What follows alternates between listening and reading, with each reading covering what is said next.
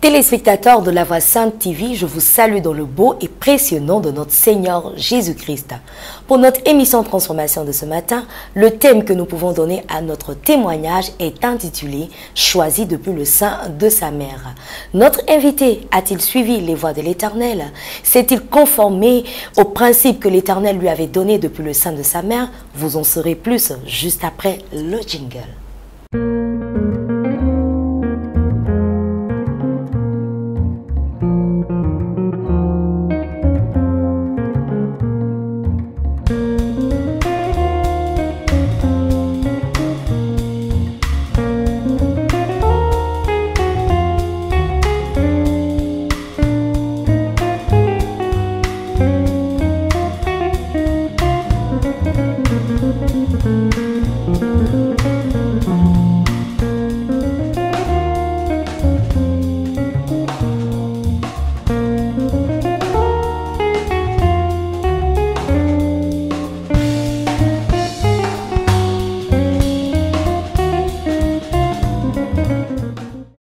Shalom amis téléspectateurs, voilà, nous sommes de retour sur le plateau.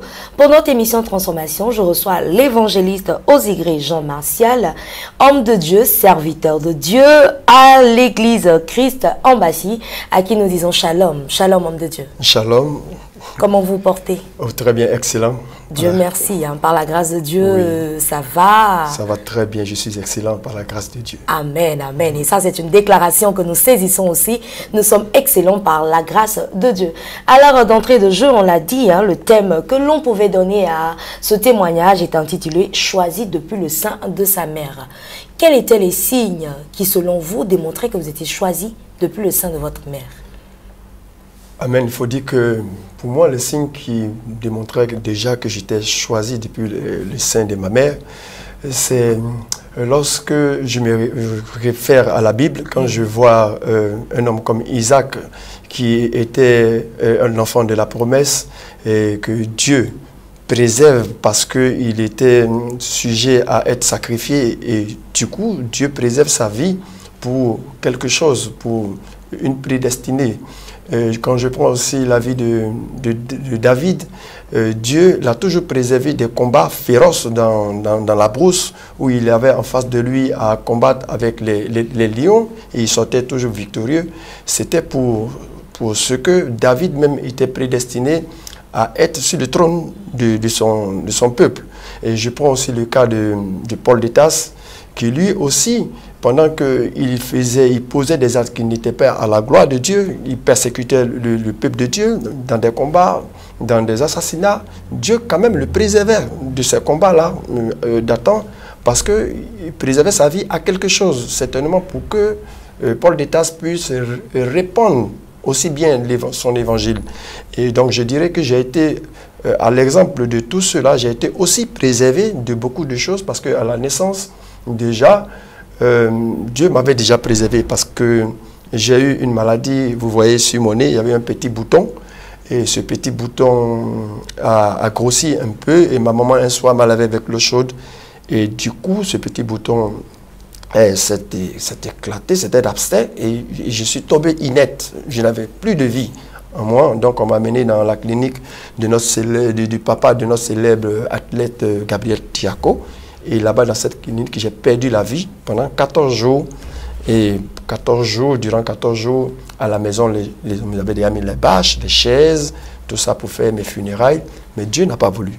Puisqu'au 14e jour, le docteur Tiako avait refusé de m'amener, qu'on m'amène dans la morgue.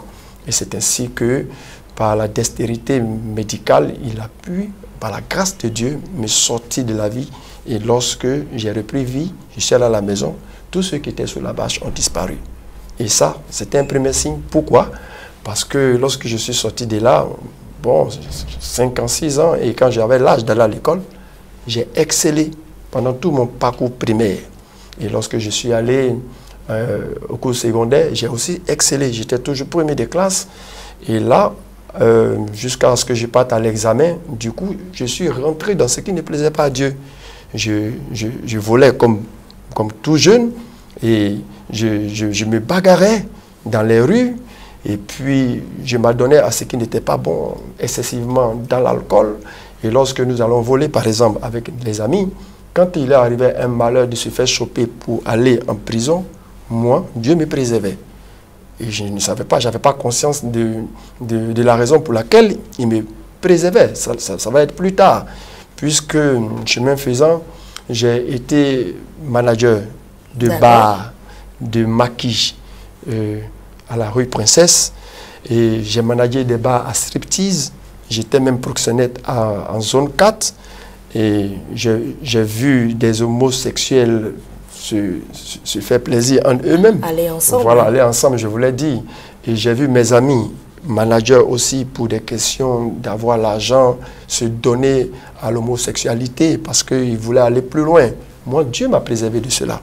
Il m'a réellement préservé de cela.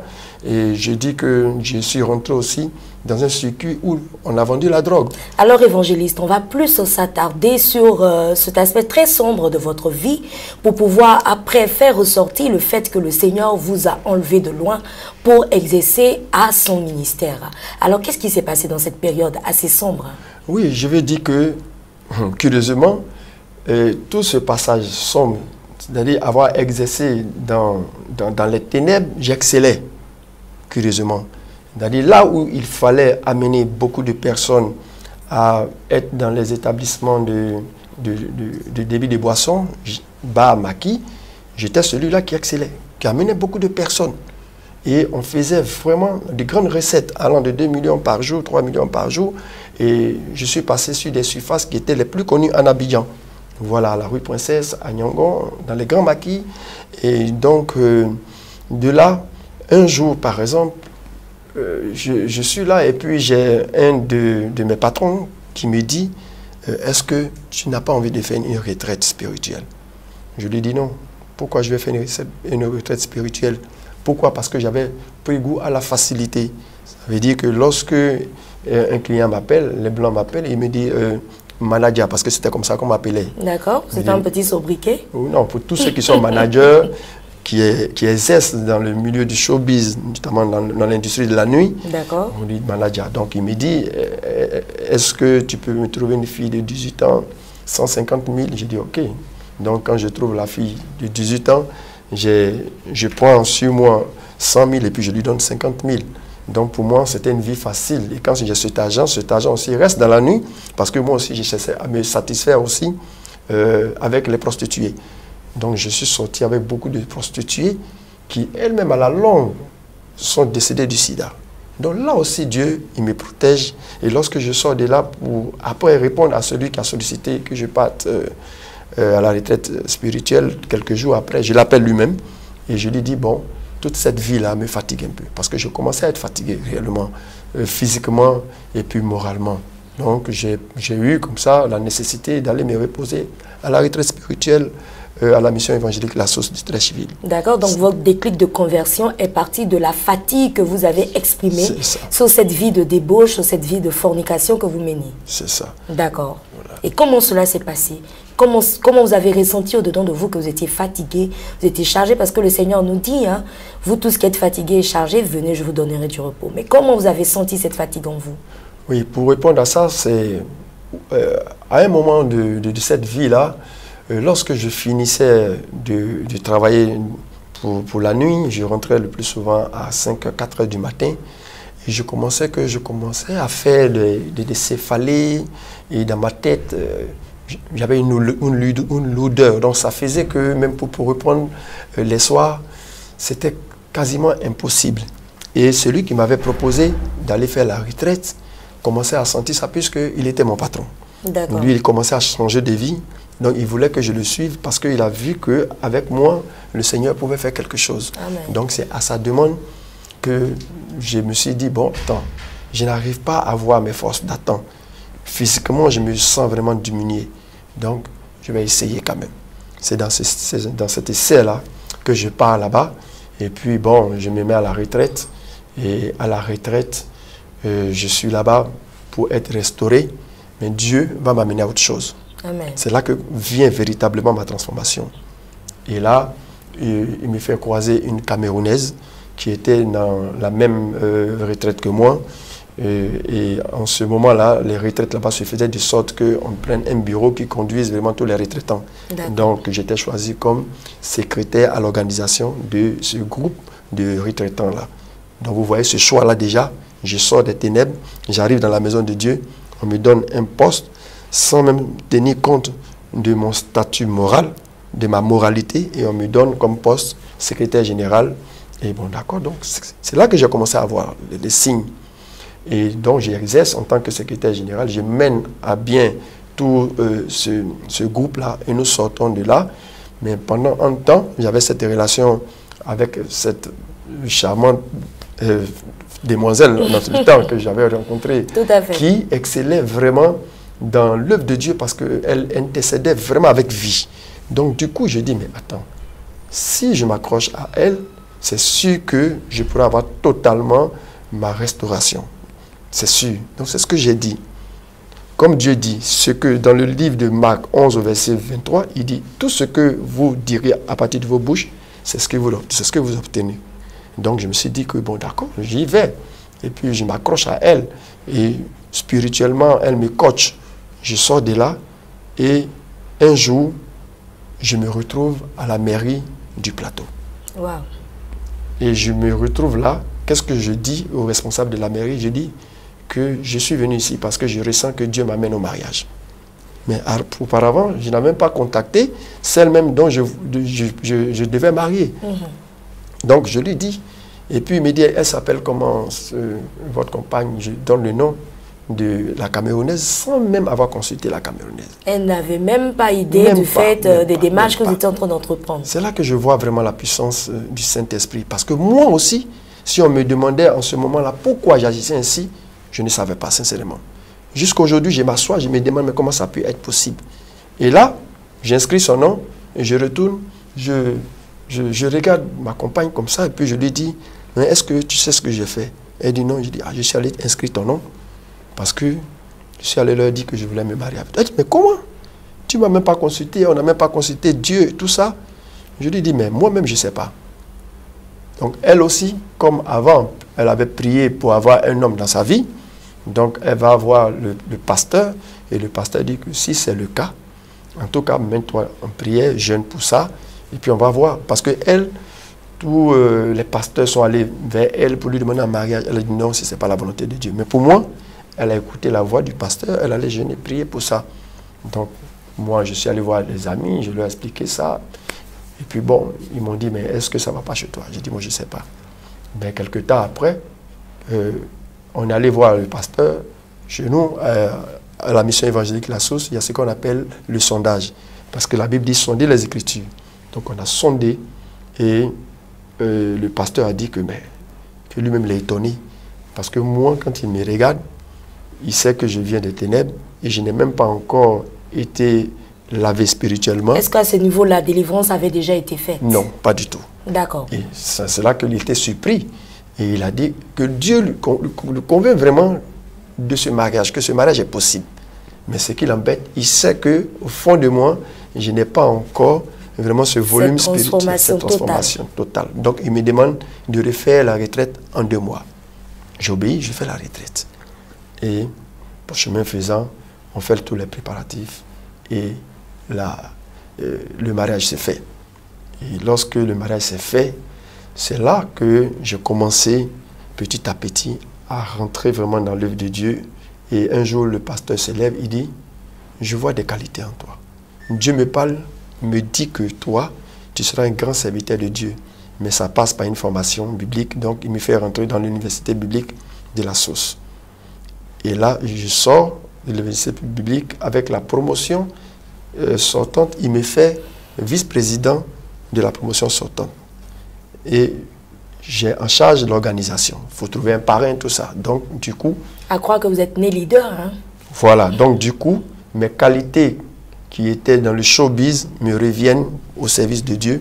Et là, je trouve pour la promotion sortante, comme parrain, le directeur d'une grande société téléphonique, pour ne pas faire de publicité, de la place. Et c'est lui qui est notre parrain.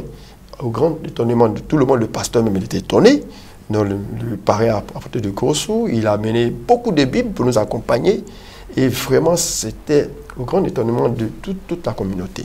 Et là, je sors, on nous consacre, et je sors évangéliste. Et après ça, sur le terrain, je suis celui-là qui amène en un dimanche 100 personnes à la reconversion. Je suis celui-là qui organise des dîners galas quand il y a les fêtes des mères dans l'église. Et donc, qui prennent vraiment du succès, et succès en succès. Et c'est là que je réalise que j'étais prédestiné pour faire son œuvre. C'est là que je réalise que depuis la naissance, en passant par cette maladie, il m'a préservé pour ne pas que j'embrasse la mort. Et je comprends que quand j'excellais aussi à l'école, quand j'excellais dans le monde, c'était comme il a préparé David dans les combats. Et c'est la même manière qu'il m'a préparé. Comme il a préparé aussi Paul de Tarse dans les choses sombres, c'est comme ça aussi qu'il m'a préparé. Et donc aujourd'hui, je suis fier, je lui rends grâce, je rends gloire à Dieu parce que moi-même dans mon fond intérieur, il m'utilise plus pour aller même dans les ghettos, dans les milieux où il y a les prostituées. Et toujours, je suis toujours victorieux parce que je sors des ténèbres à l'admirable lumière de Dieu, ces personnes-là. Alors, quelle a été votre plus grosse crainte? Est-ce que vous avez eu peur de venir à Christ? Vous ne vous êtes pas demandé, est-ce que cela va me réussir? Est-ce que le monde n'était pas mieux? Vous n'avez pas eu ce genre d'appréhension? Non, non, pas du tout. Mais je voulais dire que dans un premier temps, mon injonction dans l'œuvre de Dieu n'était pas faite avec beaucoup de conviction, alors que la Bible dit que tout ce qui ne se fait pas avec les convictions, c'est source de péché. Bon, pour moi, je me disais que je faisais plaisir à mon mental parce que je voulais avoir vraiment un mental en paix, mais au fur et à mesure que j'étais dedans avec la communauté, avec les prières d'intercession, le Saint-Esprit lui-même m'a façonné. Il a fait de moi aujourd'hui quelqu'un qui fait tout ce qu'il doit faire dans l'œuvre de Dieu avec beaucoup de conviction. Donc, cette appréhension de peur, tout ça, de préjugés, tout ça, mais m'a été ôté sans que moi-même je le veuille.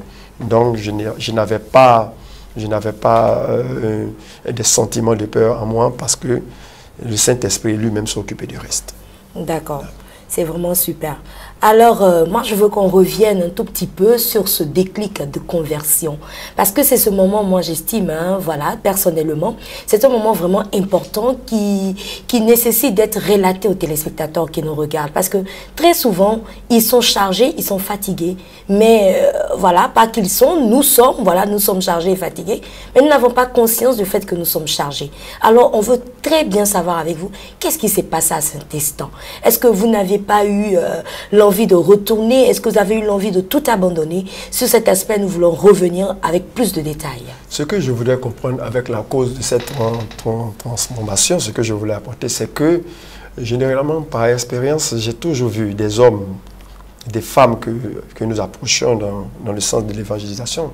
La plupart du temps, c'est des personnes qui ont vécu des situations où elles-mêmes, elles ont ressenti dans leur chair un mal qui les amenait soit à la mort, ou pour ces personnes, il n'y avait aucun recours, parce qu'elles se disent que ce dont elles sont affligées, il n'y a personne qui peut venir leur sortir de cela.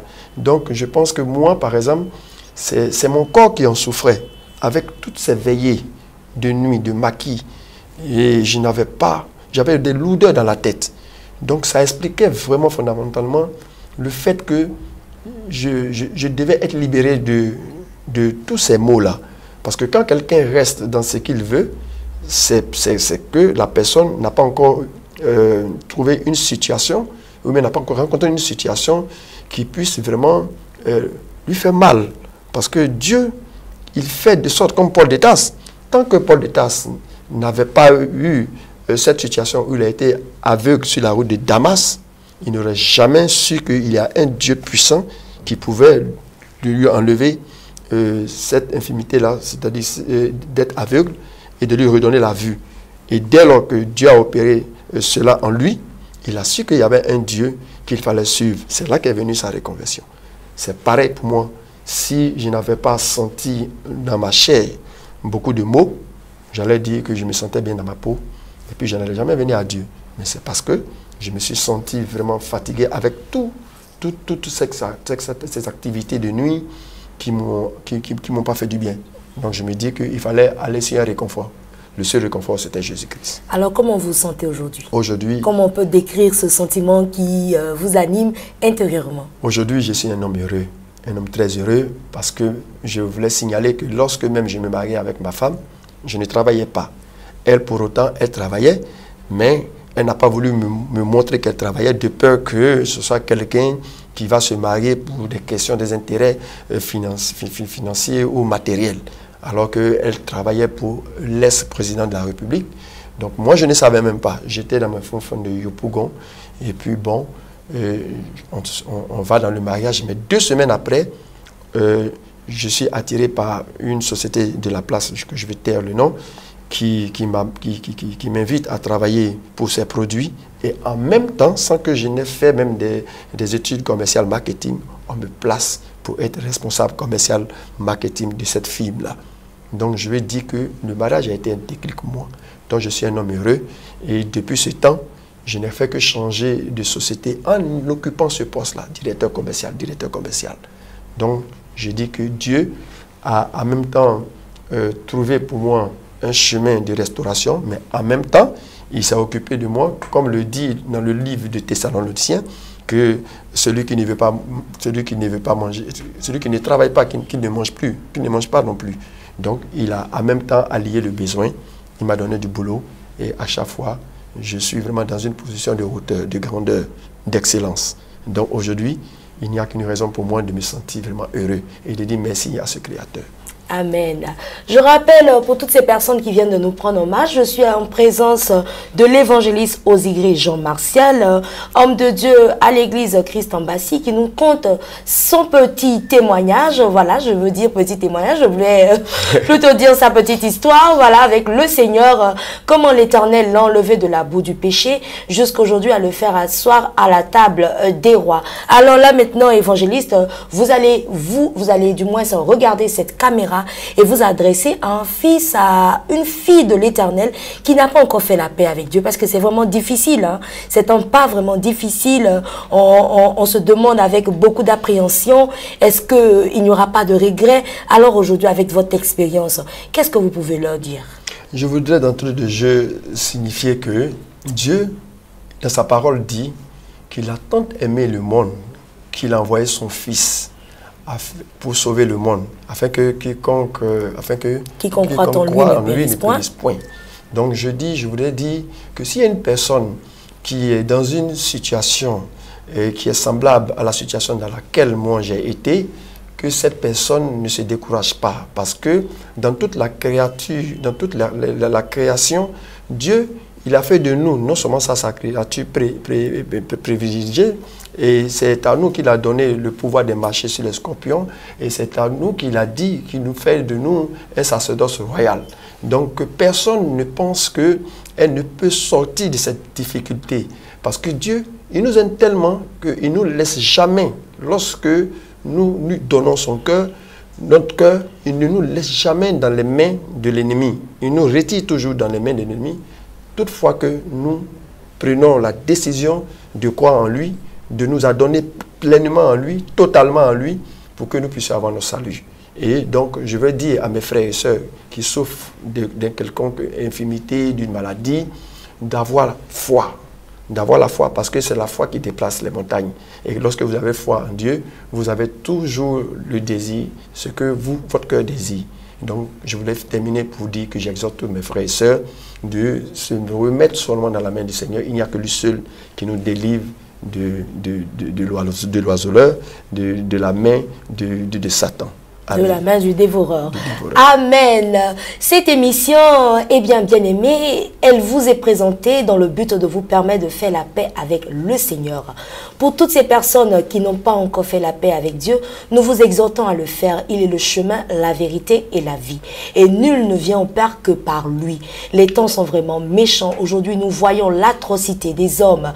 Nous voyons ces catastrophes naturelles qui surviennent de partout dans tous les pays. Aujourd'hui même, la météo n'arrive plus à dire, on va dire, faire des prévisions assez justes parce que tout est renversé. Alors nous vous invitons, bien-aimés, à accepter le Seigneur. Si vous voulez encore être encouragé, vous pouvez appeler l'homme de Dieu aux Y Jean Martial au numéro suivant. Pour tous ceux qui ne sont pas en Côte d'Ivoire, 00225, et vous tapez maintenant le 01 08 46 61 ou encore le 07 91 55 30. Ces contacts s'affichent au bas de l'écran. Il sera ravi encore de rentrer avec vous dans plus de détails concernant l'œuvre de la transformation que l'Éternel a accomplie en lui. Et bien, si vous voulez aussi participer à cette émission, cela est possible. Nous sommes joignables au 00225 et vous tapez le 01 91 41 94. Nous serons ravis de vous recevoir, ou encore vous allez, on va dire, sur Facebook, sur la page Facebook de l'émission, vous tapez dans l'outil de recherche La Voix Sainte TV, et ben vous nous apportez un message et on sera très ravis de rentrer en contact avec vous pour vous inviter sur ce plateau de transformation pour démontrer encore de la puissance de l'Éternel dans notre vie, dans votre vie. Que Dieu nous bénisse, et voici, évangélistes, on va se tourner vers eux et on va leur dire shalom, shalom. Que la paix de Dieu soit avec vous. Amen.